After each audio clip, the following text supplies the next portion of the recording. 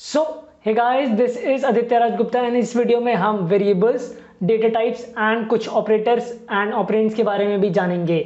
तो बिना देरी करे वीडियो को शुरू करते हैं।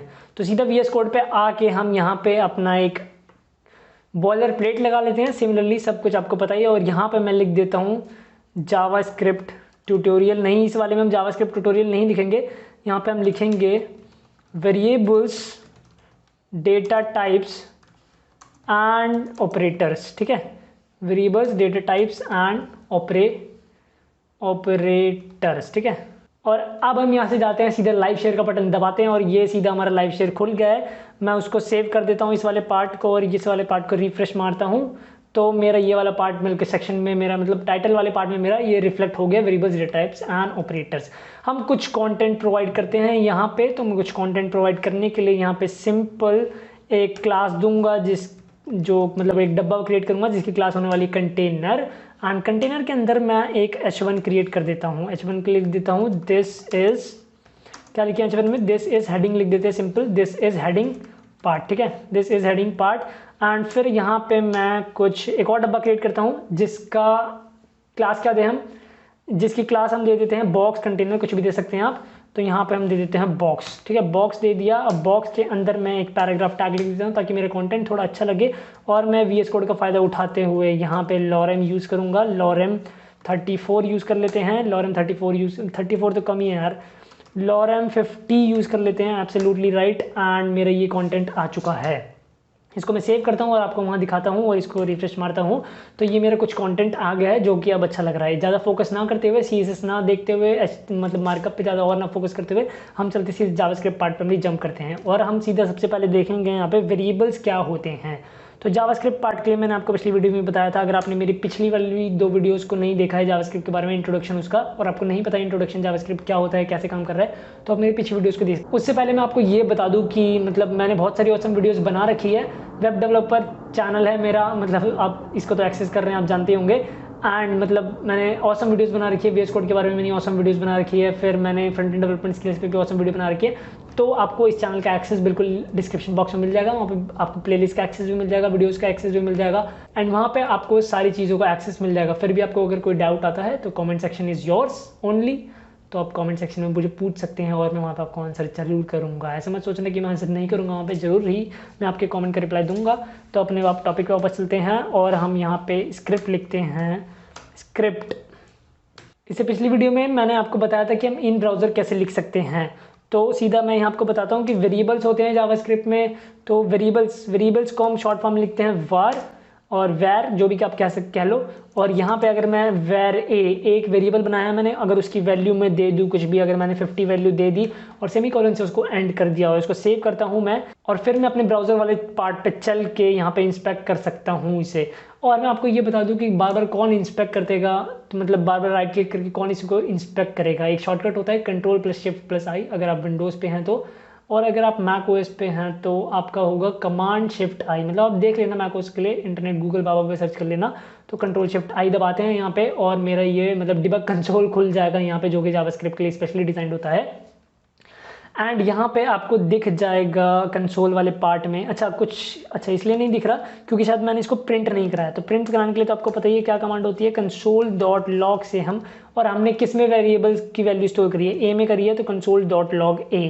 कंसोल की स्पेलिंग बिल्कुल राइट है। और यहाँ पे चलते हैं, रिफ्रेश मारते हैं एंड देखते हैं console.log_a, A की वैल्यू यहाँ पे प्रिंट हो गई है। अगर आप ये भी चाहते हैं कि A = 50 प्रिंट कराना चाहते हैं तो वो भी आप बिल्कुल कर सकते हैं। उसके लिए आप यहाँ पे यूज़ कर सकते हैं सेमीकोलन्स, और आप बैकटिक्स भी यूज़ करते हैं, बैकटिक्स भी यूज़ कर सकते हैं। और आप पूछेंगे कि बैकटिक्स कहाँ होता है, तो अब जहाँ पे आपका टैब, कैप्स लॉक को देखा होगा अपने, कैप्स लॉक अपने कीपैड पे, कैप्स लॉक के ऊपर टैब होता है और टैब के ऊपर आता है बैकटिक्स। तो बैकटिक्स भी आप लगा सकते हैं। A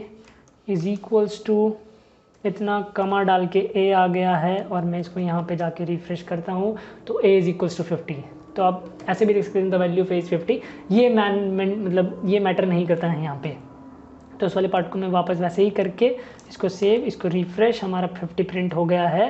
और मैं और चीज़ें भी दिखा दूँ। अगर मैं यहाँ पे और वेरिएबल क्रिएट करूँ तो b इज इक्वल्स टू, अगर मैं स्ट्रिंग वैल्यू को स्टोर करना चाहता हूँ वेरिएबल में तो हम वो भी कर सकते हैं। जैसे कि आपका जो भी शुभ नाम है आप यहाँ पे लिख सकते हैं। तो जैसे कि मेरा शुभ नाम है आदित्य और मैं फिर इसको यहाँ पे देखता हूँ कि यह प्रिंट होगा कि नहीं। अच्छा, मैंने कंसोल तो करवाया नहीं, मतलब कंसोल डॉट लॉग यहाँ पे मैं बिल्कुल बी प्रिंट करा दूंगा क्योंकि मैंने बी में अपनी नाम मतलब जो स्ट्रिंग वैल्यू है वो स्टोर कराई है। तो यहाँ पे आप देख सकते हैं बिल्कुल औसम तरीके से यहाँ पे console dot log Aditya print हो चुका है। आप अब जैसे सोच रहे होंगे कि हम एक बार में एक ही वैल्यू प्रिंट कराते हैं, नहीं यार बिल्कुल ऐसा नहीं है। हम एक बारी में बहुत सारी वैल्यूज़ प्रिंट करा सकते हैं। तो जैसे मैं बता दूँ, आप ये पहली वाली वैल्यूज़ भी प्रिंट करा सकते हैं और एक ही वैल्यू को बार बार भी प्रिंट कर सकते हैं, ऐसा भी है बिल्कुल में। अगर मैं यहाँ पे वही चीज़ कर दूँ तो आप देखेंगे कि यहाँ पे जो हमारा आदित्य वाला पार्ट है वो 2 बार प्रिंट हो गया। कितनी बार भी प्रिंट कर सकते हैं। आप लूप भी लगा सकते हैं, आप मल्टीप्लाई ऑपरेटर्स को भी यूज़ कर सकते हैं। तो ऑपरेटर्स के बारे में भी जानेंगे, चिंता मत करिए आप बिल्कुल भी उसको।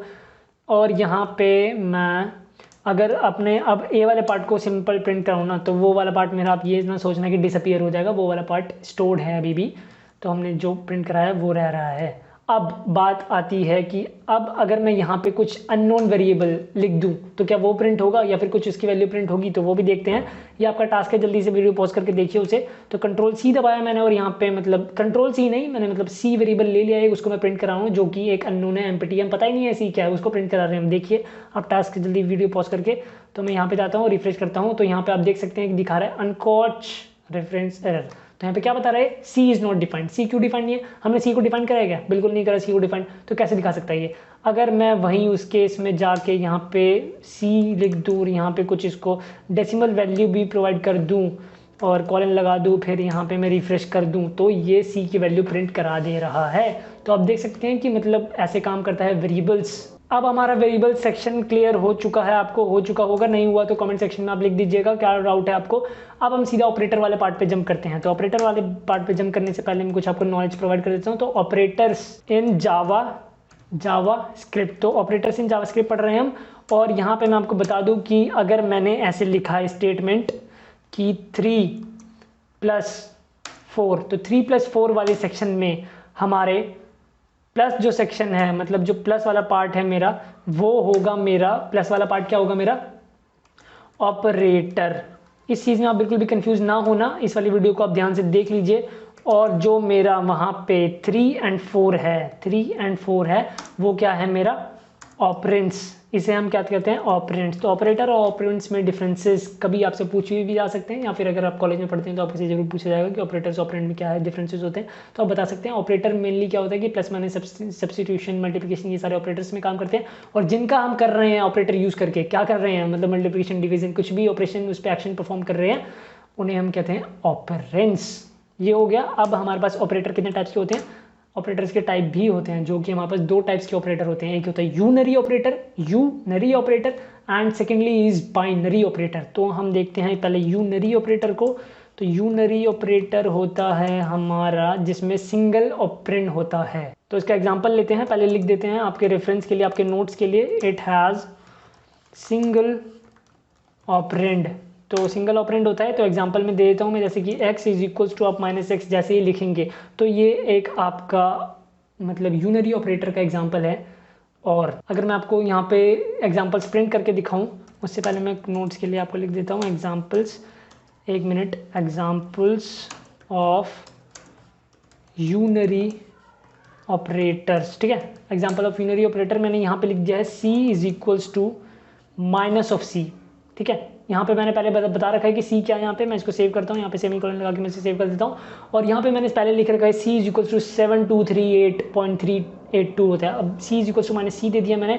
अब यहाँ पे अगर मैं इसको console.log प्रिंट कराता हूँ तो अब देखना, ये भी आपका टास्क है। आप देखिए फटाफट मेरी वीडियो को पॉज करके क्या आंसर आएगा। ऑसम, बिल्कुल। तो अब यहाँ पे हम देख रहे हैं जल्दी से, यहाँ पे मैं इसको रिफ्रेश कर देता हूँ क्योंकि उस वाले पार्ट को मैंने सेव कर दिया। तो आपने देखा है कि क्या था, पहले यहाँ पे मैंने c लिया था सिंपल वेरिएबल, उसको प्रिंट करा दिया console.log प्रिंट c, एंड फिर मैंने कर दिया यहाँ पे c is equals to -c। अब इससे क्या होगा, c की वैल्यू माइनस में मैंने चेंज कर दी है, जो कि मैंने यूनिरी ऑपरेटर यूज़ करके चेंज करा है। तो वहाँ पे मैंने console.log जब उसकी प्रिंट कराया मैंने, तो ये वैल्यू आई, आप देख सकते हैं 728, मतलब ये हो गया, उसका माइनस वाला चीज़ भी प्रिंट हो चुका है। तो कितना औसम है ये। और हमने जान लिया कि ऑपरेटर्स क्या होते हैं हमने जान लिया, वेरिएबल्स के बारे में हमारे डेटा टाइप सेक्शन बताए, और ऑपरेटर्स में हमारा बाइनरी ऑपरेटर और बचा है तो उसको देखते हैं। तो सेकेंडली क्या है, मतलब फर्स्ट वाले पार्ट पे यहाँ पे मैं लिख देता हूँ इसको, ये फर्स्ट है, मतलब दो टाइप्स के ऑपरेटर होते हैं ना, तो इसमें ये फर्स्ट है, और इस वाले पार्ट को कॉपी करते हैं और यहीं पे इसको बिल्कुल पेस्ट करते हैं। तो यूनरी की जगह मैं इसको कर देता हूँ बाइनरी, बिकॉज ये बाइनरी ऑपरेटर होते हैं, और इसको मैं कर देता हूँ सेकंड। अब बाइनरी ऑपरेटर देखते हैं वो क्या होता है। तो जैसा कि यूनरी ऑपरेटर में वन ऑपरेंड होता है, तो आप अभी तक समझ गए होंगे, इट हैज़ टू ऑपरेंड्स, है ना, इसके पास दो ऑपरेंड्स होते हैं बाइनरी ऑपरेटर में। और इसका एग्जांपल अगर मैं दूं आपको, तो आप x is equals to x plus 6 ले सकते हैं। एक मिनट, क्या हो गया ये, x प्लस 6 ले सकते हैं, और ऐसा लेते ही ये एग्जांपल हो जाता है हमारा बाइनरी ऑपरेटर का। यूनरी ऑपरेटर सिंगल ऑपरेंड, मतलब हम उसको माइनस प्लस करके देख सकते हैं, जैसे कि मैंने आपको एग्जांपल में दिखाया। बाइनरी ऑपरेटर दो ऑपरेंड्स की सहायता से आपको वहां पे अपनी चीज़ें प्रिंट करानी होगी। इसका एग्जांपल देखते हैं। तो सिंपल हम सी वेरिएबल्स को यूज़ करेंगे, यहाँ पे सी वेरिएबल्स को ही अपना मोहरा बनाएंगे, और यहाँ पे मैं लिख दूंगा, कुछ भी लिख देते हैं, 4 मतलब 534 प्लस यहाँ पे कर देता हूँ मैं 10। अब देखते हैं, मतलब इसको कंसोल तो करानी पड़ेगा ना मुझे, तो कंसोल डॉट लॉग, और यहाँ पे मैं सी करके इसको सेव कर देता हूँ और इसको मैं प्रिंट करा देता हूँ। तो आप देख सकते हैं कि मेरा जो ये वाला पार्ट था 534 प्लस 10 यहाँ पे हो चुका है 544 प्लस 10 544 होता है, तो यहाँ पे बिल्कुल ये प्रिंट हो चुका है। तो आपने देखा कि मैंने यूनरी ऑपरेटर का एग्जांपल सही से दे दिया, मतलब प्रिंट हो गया हमारा बिना किसी एरर के। आपको कोई भी एरर रहती है कमेंट सेक्शन में जरूर पूछ लो। बाइनरी का भी हो चुका है। अब आगे बढ़ते हैं और अब हम देखते हैं अर्थमेटिक ऑपरेटर्स के बारे में। उससे पहले मेरे को कुछ वेरिएबल्स क्रिएट करने पड़ेंगे, तो मैं यहाँ पे कर देता हूँ where num1, मतलब नंबर 1 हमारा होगा 56, एंड सिमिलरली ये वाला मेरा num2 हम इसको कर देते हैं, क्या कर दे, कुछ भी नंबर ले लो आप, आपकी मर्जी है, यहाँ पे 67। ठीक है, एक मिनट, क्या हो गया ये, कुछ अटपटा सा हो गया यहाँ पे। VS कोड भी हमारे साथ मज़े कर रहा है, कोई नहीं, सब मज़े करो, मज़े करने चाहिए यार हमें। Get back to topic. तो वेरिएबल हमने क्रिएट कर लिया num1 num2, okay it's fine. अब क्या करना है हमें, हम अर्थमेटिक ऑपरेशंस परफॉर्म करने हैं। तो रेफरेंस के लिए मैं वहाँ पे लिखना जरूर चाहूँगा ताकि आपको कोई भी दिक्कत ना आए। अर्थमेटिक ऑपरेशंस इन, मतलब ऑपरेटर्स इन किस में, जावा स्क्रिप्ट, और सब में, मतलब सारी प्रोग्रामिंग लैंग्वेजेस में भी अर्थमेटिक होते हैं ऑपरेटर्स ऑब्वियसली। तो हम यहाँ पे लिखते हैं कंसोल डॉट लॉग, और फिर यहाँ पे मैं लिखता हूँ, मतलब अगर हम num1 और num2 को प्रिंट करना चाहते हैं तो हम सिंपल लिख सकते हैं num1 प्लस num2। अब आप सोचेंगे कि सिंपल लिखने से यहाँ पे काम हो जाएगा क्या? हाँ यार, बिल्कुल सिंपल लिखने से यहाँ पे हमारा काम बन जाएगा।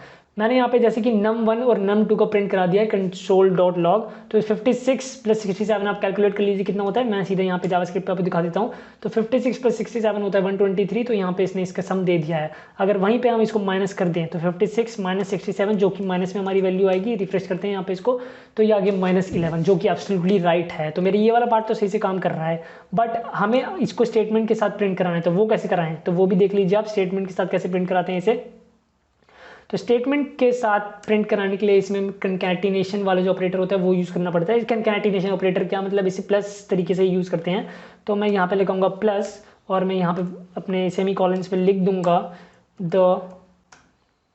The sum of num1 and num2 is, ठीक है, the sum of num1 and num2 is, और मैंने यहाँ पे इसको मतलब प्लस से कॉन्कैटिनेट कर दिया। कॉन्कैटिनेशन का मतलब ये होता है कि दो चीज़ें जोड़ देता है अपनी। सम का मतलब क्या होता है, हम उसको प्लस कर देते हैं, एक ही में कर देते हैं। बट कॉन्कैटिनेशन का मतलब होता है अगर ये स्टेटमेंट है, जैसे कि this is Aditya Raj Gupta and Aditya Raj Gupta is teaching via Newton school, तो ये जुड़ नहीं जाएगा एक दूसरे में, ये लिखाएगा कि दिस इज आदित्य राज गुप्ता, फिर उसके कंटिन्यूशन में Aditya Raj Gupta is the teacher at Newton school, जो भी मैंने बोला था।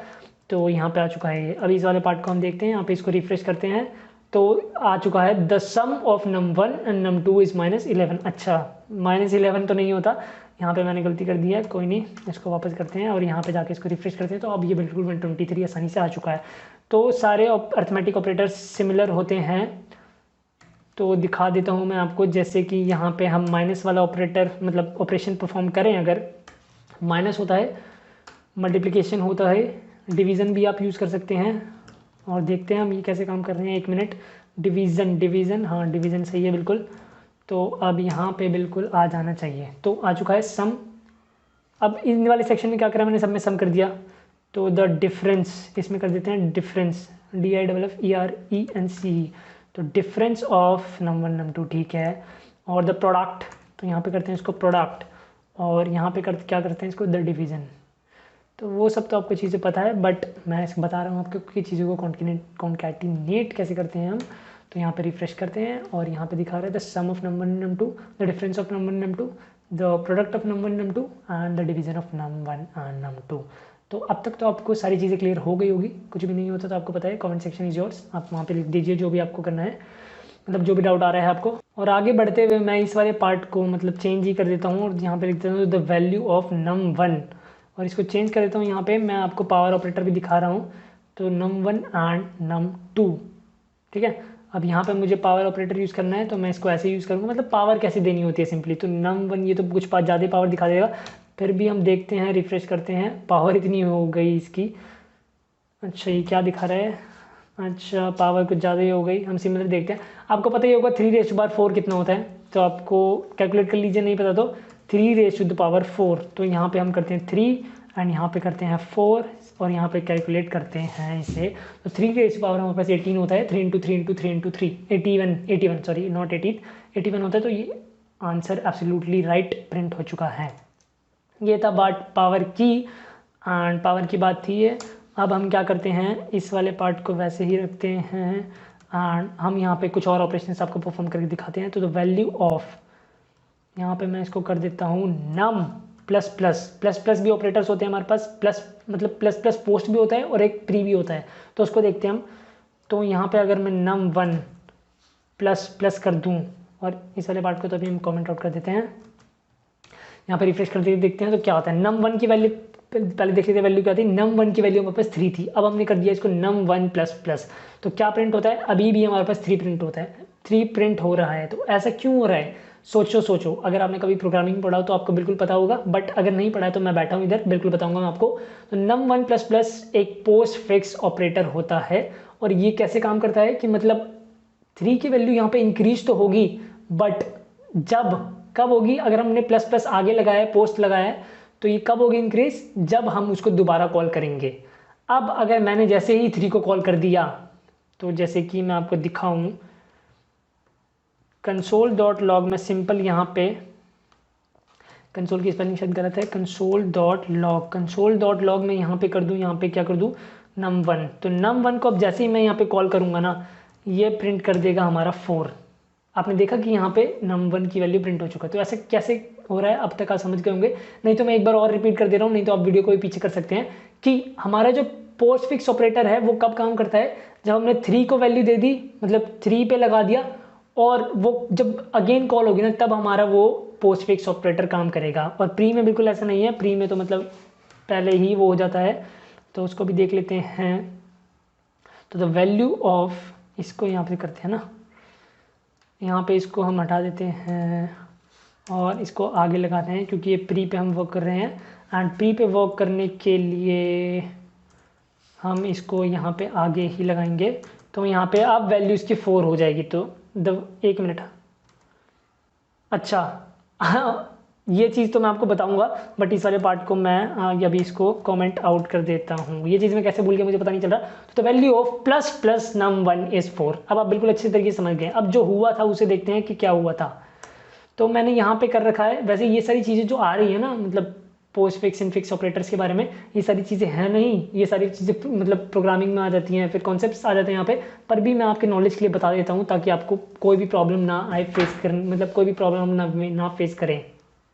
बट अगर स्टिल आपको प्रॉब्लम आती है तो कमेंट सेक्शन रेफर करें आप। तो यहाँ पे हुआ क्या, जैसे कि मैंने आपको बताया था कि मैंने यहाँ पे प्लस ऑपरेटर फायर करा, ठीक है। यहाँ पे फायर करते ही 3 पे हमारा फायर हो गया। वो num 1 की वैल्यू क्या है 3 पे फायर हो गया। मैंने आपको बताया कि कॉल होगा वो दोबारा, क्या होगा, जब दोबारा कॉल होगा तब वो प्रिंट कर देगा। तो यहाँ पे num 1 दोबारा कॉल हुआ तो किसकी वैल्यू क्या हो गई, हवा में सोचो इसकी वैल्यू क्या होगी। नहीं तो आप कॉपी पेन लेके बैठे होगे, ये कोई सत्संग नहीं चल रहा तो कॉपी पेन तो एब्सोल्युटली लेके बैठे होगे आप, ये बताने वाली बात नहीं है, आप बच्चे नहीं रहे अब।